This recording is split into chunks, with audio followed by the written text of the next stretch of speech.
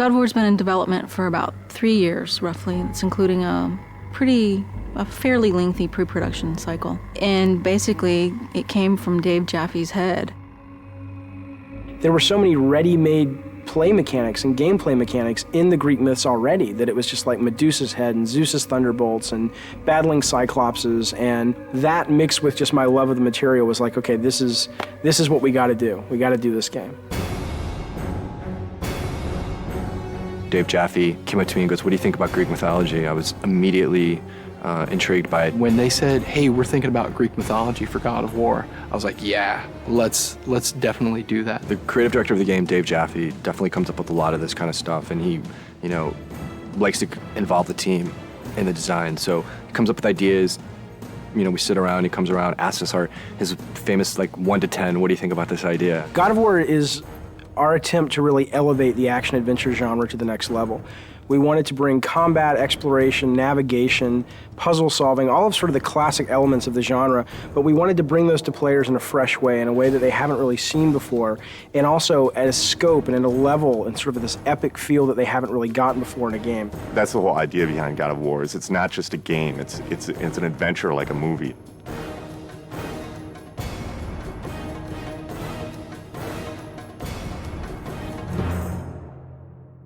The sheer amount of concept art and work that went into developing all the characters and the look and feel of the game is pretty unique. I've never seen so much effort put into concepting a game out, making sure that every environment is unique and fits in with the theme of the game overall. I gave them my influences. It's really to their credit that they were able to sort of extrapolate what I was really going for into art, amazing art. So I ended up sort of getting what I wanted, which was this high adventure, amazing fantasy setting, which was inspired by the stuff that I grew up with, the movies that I grew up watching. But exactly how the game ended up looking the way it did was really, you'd have to ask the artist. Charlie Wynn has been part of the studio for quite some time, and what he's brought to God of War is extremely valuable. A lot of my job is to create images of what the game feels like. The mood of the game is dark. The main character Kratos is a very disturbed character. The things I said to him, I said brutal, nasty, violent, antisocial, pissed off, angry, fuck you. That was my direction to Charlie. The hardest part about making Kratos was that the storyline wasn't really there yet. And so I was trying to create a character that didn't have that story behind him yet. I just said, come into work and get angry and see what happens.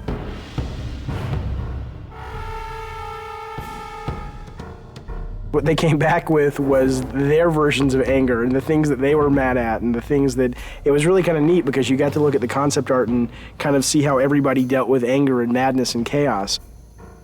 The solution was to sort of start stripping away everything. Every time we took away a piece of armor, every time we took away a helmet, a shield, we started seeing more of this animalistic side to this character. Once we got that, it was just an issue of whittling it down, from those 15 images, all of which felt the most brutal, and said, out of all these 15, that's the one.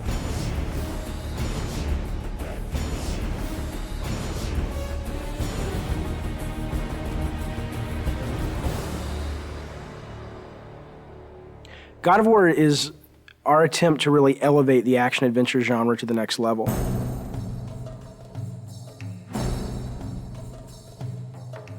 We're trying to do so much right now. We want to bring this, this experience to people, and we want it to be realistic. In order to do that, we have to push the PlayStation 2 as far as it possibly can go.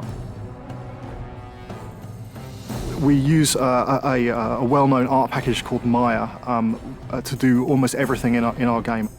When we first started the game, it was how do you create beautiful, lush environments that are high polygon count, high texture detailed, beautiful lighting, and just consistent through the game.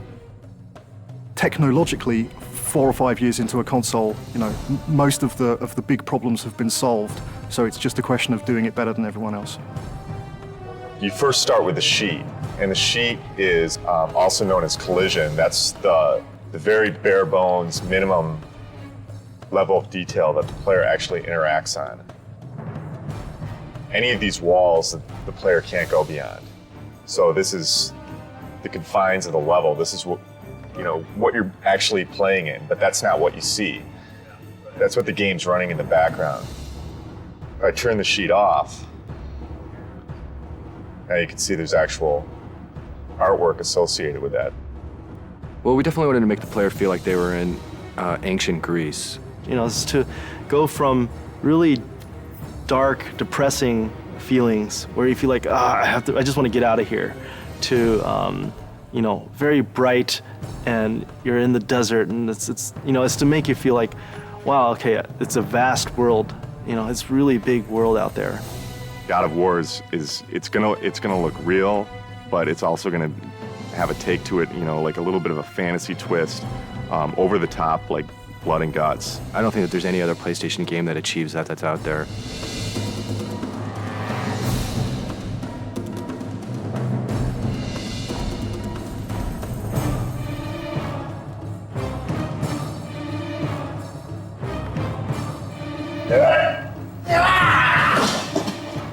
Every character in the game starts out with a single pose that every single animation derives from.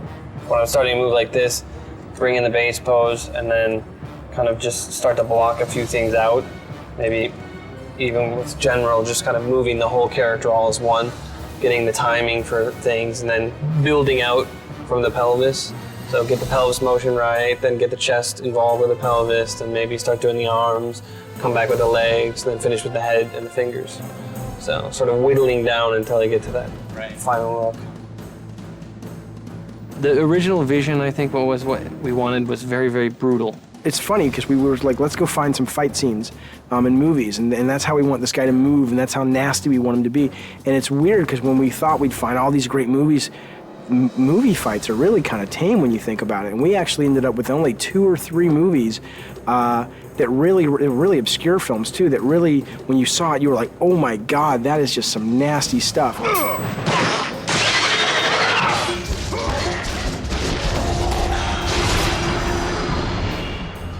There's been quite a few gameplay design sessions or meetings with the animators where we get extremely we move around a lot. My setup situation as I'm putting enemies into the game and I'm trying to get them very playable so that they can be placed in levels and go around is this big cartoony shaped, very bright arena. And it's just a big wide open space, and I put the guys in that, and I fight with them there, I tune them there, I set up all their moves and combos and their reactions. The Medusa head animation, ripping the head off the Medusa, very long development cycle for that one. It was redone several times. We obsessed over it. I pissed off everybody. The animations aren't brutal enough. The art's not brutal enough. There's not enough blood. I want this game to make players just go nuts and feel that sense of anger and chaos.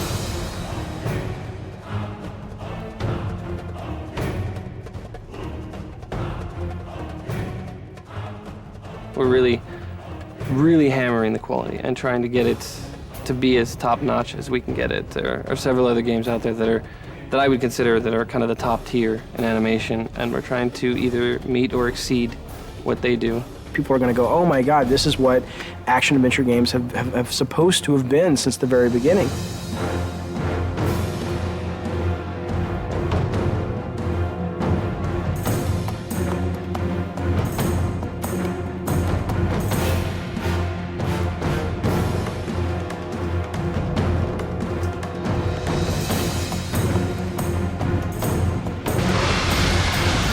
I always say this is the game I've been wanting to make since I was a little kid.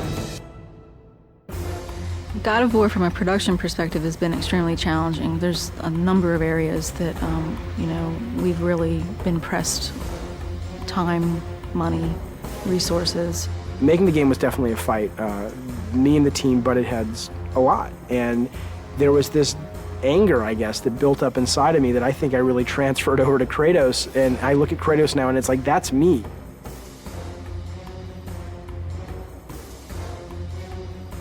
I think we verbally abuse each other multiple times during the day. It's one of those, it's a great high-low thing. We start out the day, we're really happy, and then throughout the day we get very upset with each other, and then happy with each other, and then upset, and hopefully we can leave and we're happy with each other, and then we come back and we're happy with each other again. I'm always the guy that the engineers want to strangle because I try to absolutely push this engine to the max. We've wanted to strangle each other at least once a week.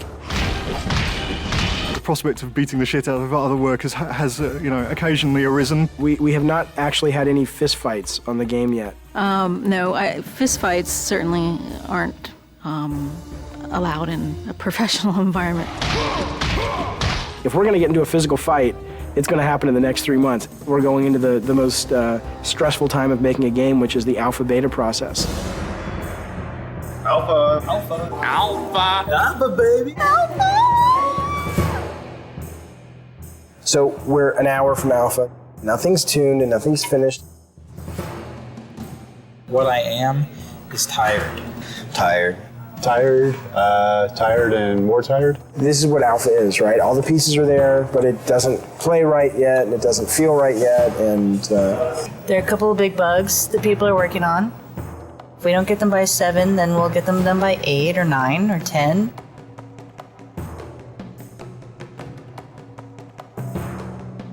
Three years and we're almost done.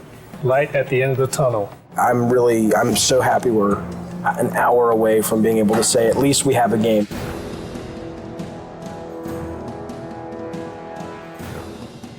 Playtesting is fantastically important, and this is the first game that we've really gone to town on the playtesting while the game has been in development.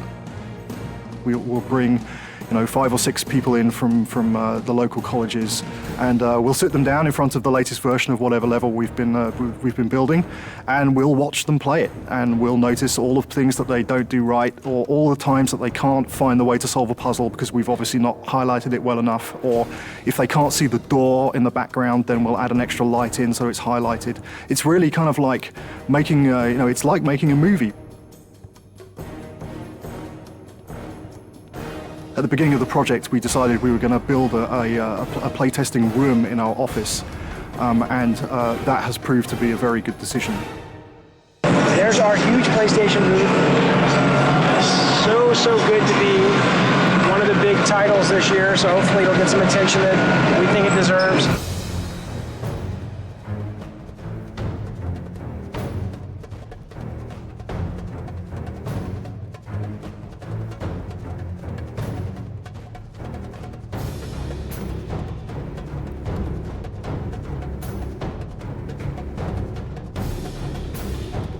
I think whether you're into mythology or not, I think you can't deny the power of a game made by passionate people. God of War is a game that anyone can pick up and play and have a really fun experience. You should play God of War because it'll get you laid. This is the adventure that the back of the box has always promised you. God of War is fucking rad.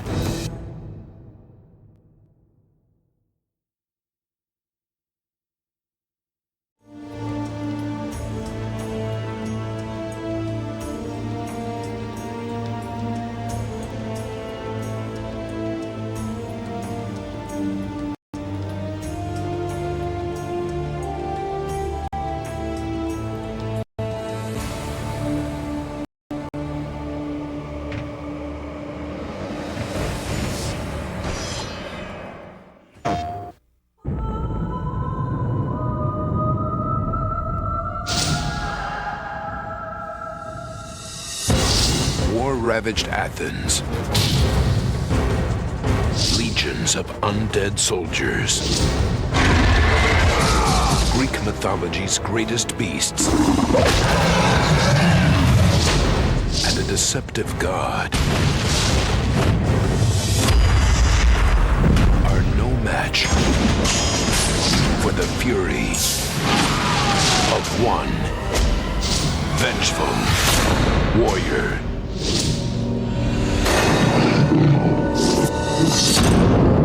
God of War.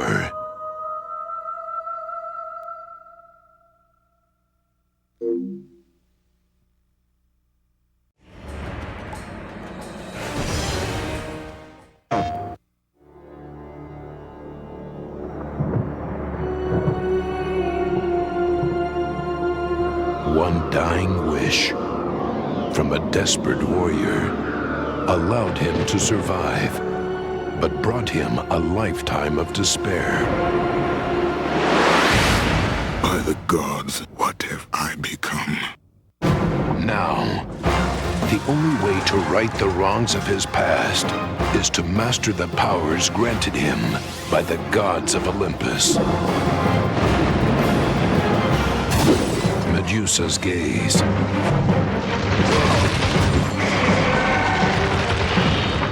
Zeus's fury. Army of Hades. Poseidon's rage. Blade of Artemis. The epic adventure of conquest.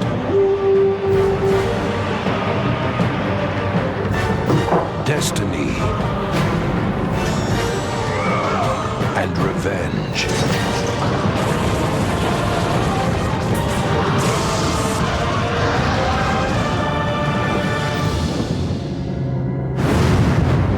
God of War.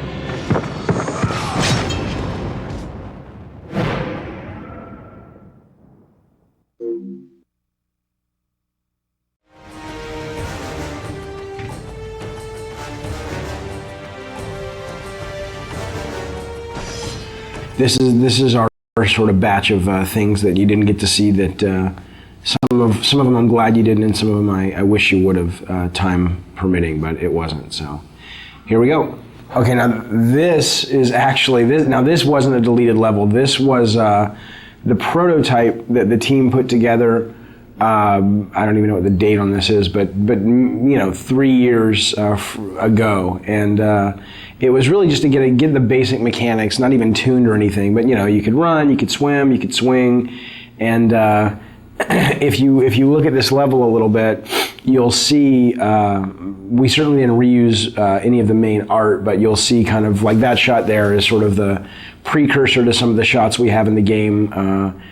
The rope swinging mechanic, and a lot of this, so you'll recognize if you've played the game and remembered the game, you'll recognize some of the level when you pull into Athens at first. This bottom section is based on that, and the whole cliffs that you climb here, we actually just sort of ripped these out directly from the demo and built the cliffs level, the Cliffs of Madness or the Cliffs of Insanity. I forget what we ended up calling it. God, it's amazing to see this little guy running around. He looks so not like Kratos.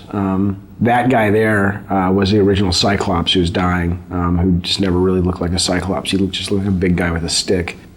And then this was the room, the only room that we built that was like the final room, and everything else was kind of rough. And I remember seeing this and going, everybody saw this and said, man, this looks awesome. And then we were like, yeah, but how in the hell are we gonna get, all the levels in the game looking as good as that? And I don't know if we ended up getting them all looking as good as that, but I think we came a lot closer than I thought we would. This level's pretty cool. This was our test level for the Icarus wing. So when Icarus and Daedalus, the Icarus story where he flew too close to the sun with the wings that he had made, and the wax melted and he fell to his death. That was sort of the inspiration for the mechanic. And I still love this. I absolutely wish this had made it into the game. We just, it really came down to time and going, you know what, let's focus, let's get our fighting really good, and let's get our platforming better, and let's get our puzzles working, and maybe we can come back to this. And as is often the case, you just never have the chance to. So I'd love to see something like this, in future God of War titles, because I think it's a great, it's just fun. I mean, it's fun to fly around. And what was cool about this is it wasn't just a flying level. It was, you could land and you could walk around, and it was a seamless experience versus, now it's time for the flying level. So that was pretty cool. Yeah, I look at this now and I'm like, damn, we should have gotten that in. It would have been awesome. These were the original Harpies. They were a lot bigger. They still read better. They look awesome, but we just realized we needed more of like a bat-like, small, like little annoyance enemy. These guys played like the skeletons, basically, flying versions of the skeletons, and there just wasn't much of a difference in gameplay, so we ended up kind of shrinking them down and making them bats. And this was what we called the Mounting the Titan level, which is Kronos, the giant titan in the desert. And sadly, right now, the only way you get on the Titan is through a movie. And originally, this was how it was going to be. You see this big thing, it's like a big watermelon in the background. That's actually Kratos. And Tobin, the designer, he's got him kind of moving towards the player, and those things that are falling are like mountains that are crumbling and stuff. So it's kind of like Kratos is rushing towards the player, crawling, and you're trying to run ahead of him in these platforming sections so that you can ultimately jump onto the structure that's on his back, and that'll lead you up to the temple. And I still love that idea. I really, really wish we could have done it. And it was just, we showed this to the tech guys, and we showed it to the artists, and they were just like, dude, that's going to take forever. Was the original boss. There was a boss that originally, look at that, that's awesome, that originally guarded Pandora's box. And again, we just didn't have time. And I know it's lame that that's the one thing I regret about the Pandora design, is that there are no bosses that guard the box. You have the Minotaur boss down below, and then we've got this conveyor belt section, and that's kind of it. And we just ran out of time. This was originally pretty cool. It was, you know, you had this moving platform up above, you had this giant kind of harpy vulture in the center that was guarding the box. And she had these eggs scattered all around the level. And in order to sort of entice her to fly around, you'd have to go find her eggs and break the eggs. And you'd kind of take the little baby birds inside, and you'd kind of carry them around and use them as bait. And again, not only was it kind of a cool mechanic because you were slower as you carried these things around, but also I think it really helped with the character of Kratos. I mean, here he is, you know, cracking open eggs and ripping out little infant birds and using them for his own desires, and really pissing off this mama bird. I thought was pretty cool. So here's just another quick idea. These are just almost like little sketches for levels, you know, where you have a big open environment, and then you've got the walls come down and it becomes a maze, and you either do something and the walls come back up, or it's on a timer. I mean, we did tons of these things, you know, where I'd have an idea or a designer would have an idea, and it was like, you know, try something like this. So this level is actually a level that we went so far as that we showed the press, we got it in magazines, and this was really a hard cut for us to make, and especially for me to make. I love the mechanic of it, and I love the platforming and the concept. And the concept was that you're riding this elevator, and you know, if you get knocked off, obviously you'll die. And if you get off the elevator, the idea was it was going to originally be being chased by this massive sandstorm. And the elevator was really the only thing. It was sort of a magical elevator that protected you from the sand. And if you got off the elevator would bypass you, and the sandstorm would engulf you and kill you. And the two things we didn't have time to do is we didn't have time to tune it, and we didn't have time to build the sandstorm. But what I loved was this whole idea of, you know, getting off the elevator and having to catch back up with it. So, you know, you'd have these little forks in the road, and either you'd be forced, like coming up, you'd be forced to get off the elevator, or you could choose different paths. And if you took one path, it was more combat heavy, one path was more platform heavy. And as you can see, I mean, we had this pretty much finished from a standpoint of the art and the setup, but we were missing the big sandstorm, and we were missing the tuning time to really make this fun, and so it ended up getting cut. This I love. This was great. This is great. I love this for the elevator. Now it gets smaller. I guess we talked about putting this in the actual, see, they suck. Whoever played this couldn't keep up with the elevator, but that was the whole idea, trying to keep up with the elevator. So it's tough. It's really tough when you have to cut ideas that you're really passionate about out of the game, but you do so you can make the other ideas that you do have in the game shine even brighter. So it's sort of a constant process, or it's a constant aspect of the process that's just a really tough thing that you go through, but I think it's worth it because it makes the overall product better.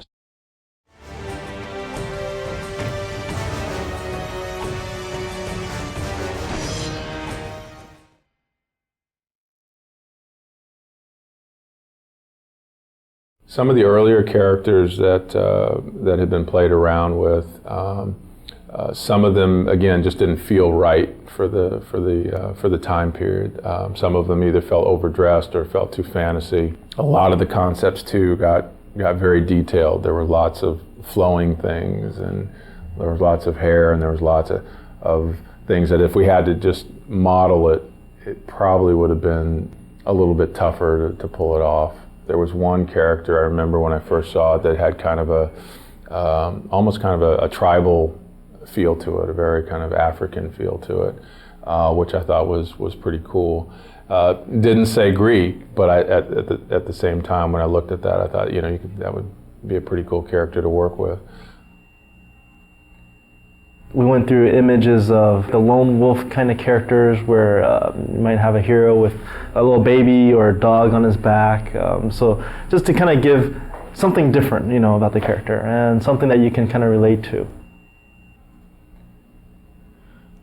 One of the original concepts behind the hero for God of War was to come up with a guy who was, his whole face was encased in a mask. And we thought that going with a mask would be, being able to paint his face in broader strokes so that when you were playing the game, he still had a lot of personality and you could still sort of read that when you saw the mask. But when we actually got it in the game, it ended up feeling very soulless and it didn't feel like the guy had a personality.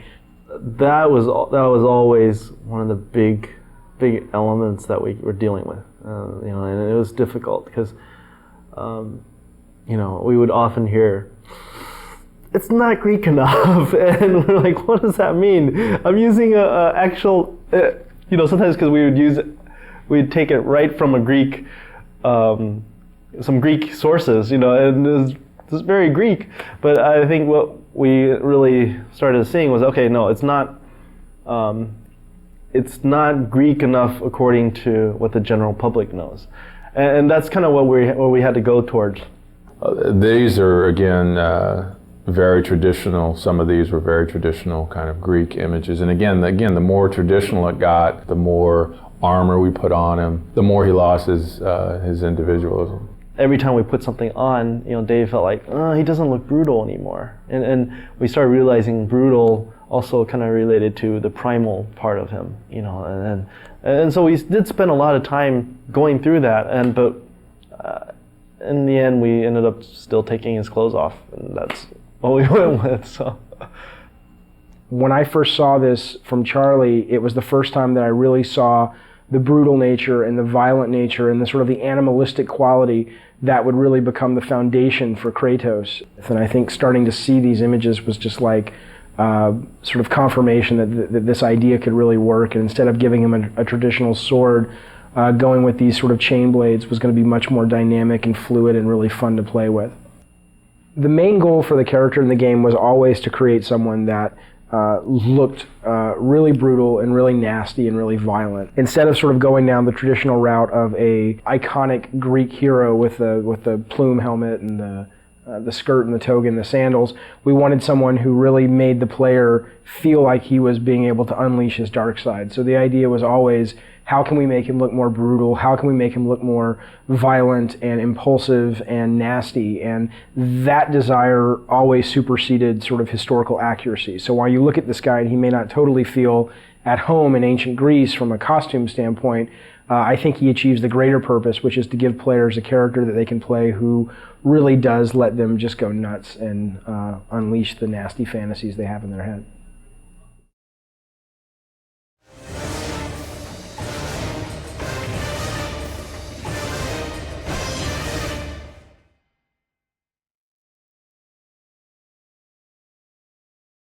So the idea on the environments and trying to create a Greek world was trying to create a feeling that reminded you of Greece and that didn't feel too fantasy.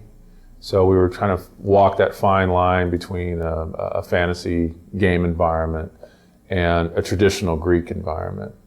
And so part of it was again trying to get stuff that made it feel Greek, not Roman, but Greek. Okay, when we first start concepting out environments, it wasn't really defined as levels, We picked out the important locations such as Pandora and Athens and Hades, and all I knew is like the game should feel really big, which means there's no cramped area. It's more like challenge against the god and huge monsters. So the look of the environment should be like huge, So with each of the environments, what we tried to do was kind of move you through the world using color to kind of help move Dave's story along and kind of emphasize the emotional impact of what he was trying to, of the story he was trying to tell. But at the same time, if I've just come out of the ocean where I'm battling the Hydra, where we've got, in that case, there's more kind of greens and blues and things like that. I don't want to go into that same scenario color-wise again. It's like if I did the whole game in black and white, you get probably bored with it after a while.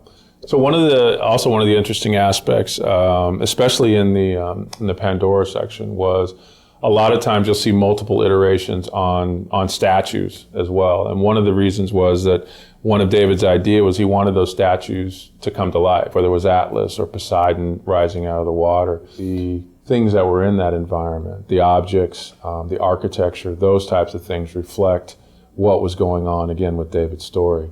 So in Pandora, as an example, that whole sequence is about an architect who, in David's mind, is basically gone mad.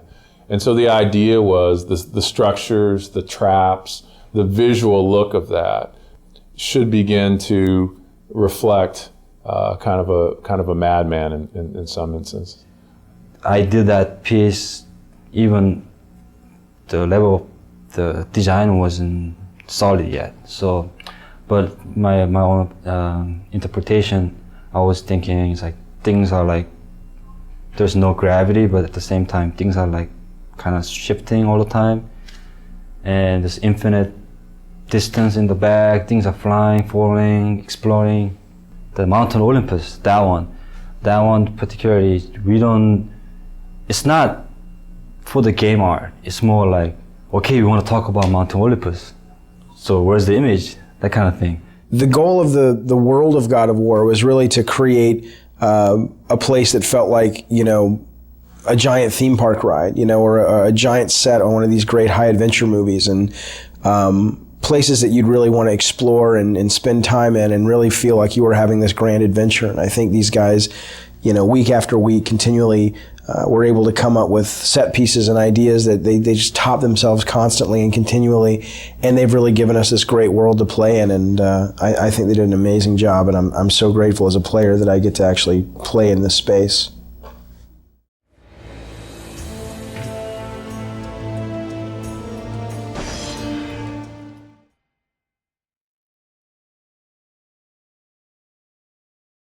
When it came to the characters and monsters and creatures that our hero is going to encounter, we're dealing with characters and creatures that everybody is familiar with. Medusas, Cyclops, centaurs, minotaurs. One of the things that we had to do with all the characters, and I think you'll see this as you look through the concept art, one of the things that was very important to me was that when somebody looked at any of our characters, that they knew what they were. So what we could do basically there, as long as the character was down on all fours and I had 3 heads, you probably would accept that character as a Cerberus. Whether it was a werewolf, whether it was a dinosaur, again, you would still accept that in our world and what we were doing in terms of building the mythology we were building, you would accept that.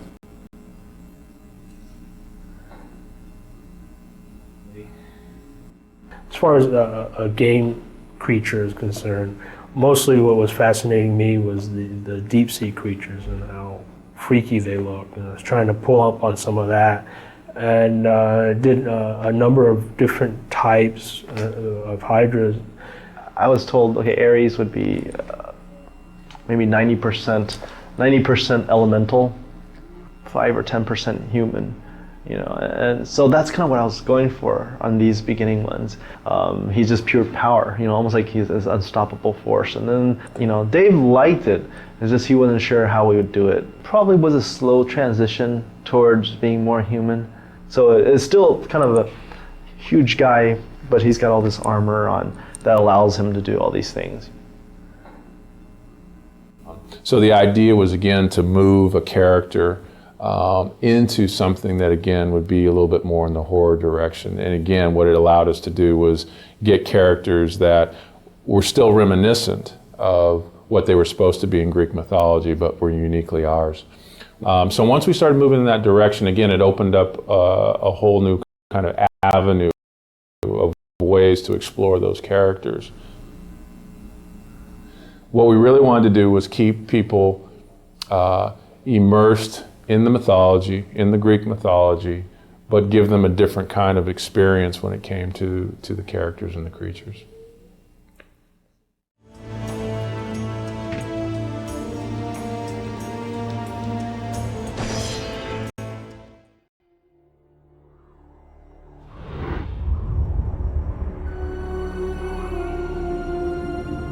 When men ask for the origin of Kratos, the true tale was never known.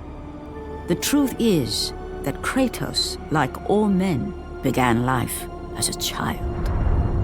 But childhood in ancient Sparta was a brutal existence. Children deemed fit and strong were trained to be warriors, the protectors of Sparta. The weaker children were caged, sent to the mountains to fend for themselves. They were not expected to survive.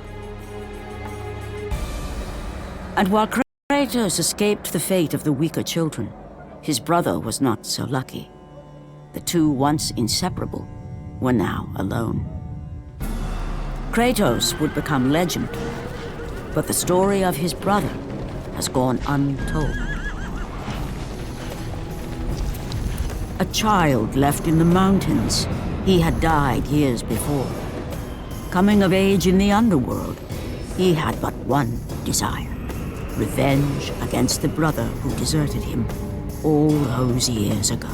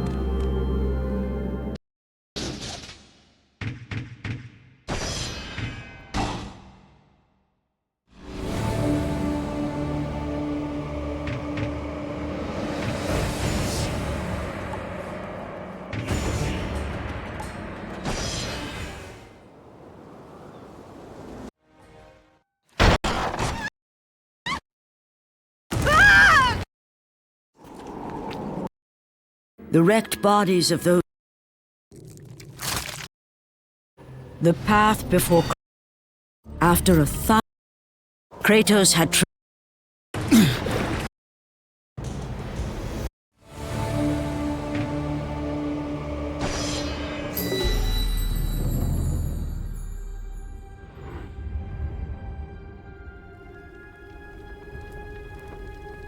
Kratos had accomplished more than he'd ever dreamed possible. But he did not sit easily on his new throne. There was a secret in his past even he did not know. A secret he burned to uncover. Born out of wedlock, Kratos was the bastard child of a shunned woman. There were rumors as to who the father was. Rumors that grew more and more preposterous. Until the woman finally left her small village. She swore a new life in Sparta. Kratos would never know the truth. Never know who his father really was. But now, as a man, Kratos returned to Sparta, determined to find his mother and discover the truth. Kratos' mother was not long for this world. Before she passed, Kratos demanded she tell him the truth. His mother knew the price she would pay if she revealed the name of Kratos' father. But it was time, at last, for her son to know who he was. No word need be spoken to bring about the prophecy of the curse. She was transformed into a merciless beast, one which would destroy even her own son. Putting aside the last remnants of affection for his mother, Kratos destroyed the beast she had become. With her last breath, she spoke the name of his father. For Kratos was no mere mortal. He was the son of a god. He was the son of Zeus, the father of Olympus. And with that knowledge came the certainty that one day soon, he would take his revenge against the father, against the god who had abandoned him all those years ago.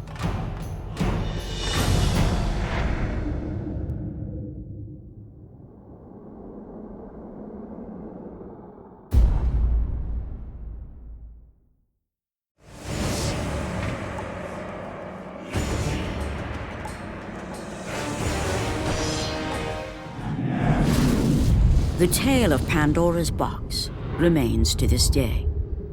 After the weapon was taken from the temple, the structure endured. Kronos the Titan lived another 1,000 years, wandering the desert. That was long ago. The temple has gone silent, and the beast who bore it for so long has died. Relics of a world long past. But all myths need not be from the ancient times. Today, a band of explorers will make their way inside the just-discovered structure and find for themselves the temple still holds many dangers and many secrets. Soon, as with all great myths, a new hero will emerge.